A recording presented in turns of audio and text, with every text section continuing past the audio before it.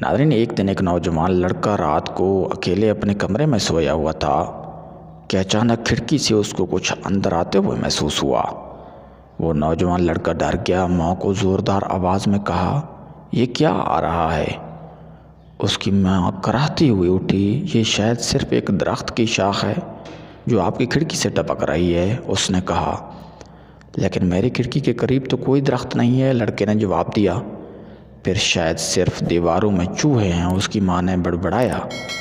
مجھے اکیلا چھوڑ دو، میں سونے کی کوشش کر رہا ہوں۔ لڑکا ہچکچاتے ہوئے واپس اپنے کمرے میں چلا گیا، لیکن وہ پھر بھی گھبراہٹ اور خوفزدہ تھا۔ وہ بستر پر لیٹ گیا، آنکھیں بند کی اور آرام کرنے کی پوری کوشش کی۔ ابھی وہ سونے ہی والا تھا کہ اسے دوبارہ خرچنے کی آوازیں سنائی دیں۔ اس بار وہ اونچی آواز میں تھے، لیکن وہ ابھی تک یہ نہیں بتا سکتا تھا کہ وہ کہاں سے آ رہے ہیں۔ اس نے ان کو نظر انداز کرنے کی کوشش کی، مگر سننا ناممکن تھا۔ اچانک اسے اپنے کمر میں تیز درد محسوس ہوا۔ اس نے بستر سے چھلانگ لگائی اور زور زور سے پکارا۔ ایسا لگا جیسے اس کی پیٹھ کے چھوٹے حصے میں کسی قسم کے کیڑے نے کاٹ لیا ہو۔ وہ اپنے والدین کے کمرے میں بھاگا۔ ابا، اس نے سرگوشی کی، بابا مجھے کچھ نے کاٹا ہے۔ اس کے باپ نے آنکھیں رگڑیں اور بستر سے لڑک کیا۔ اس نے اپنے بیٹے کی کمر کا جائزہ لیا اور پنکچر کا ایک چھوٹا نشان پایا۔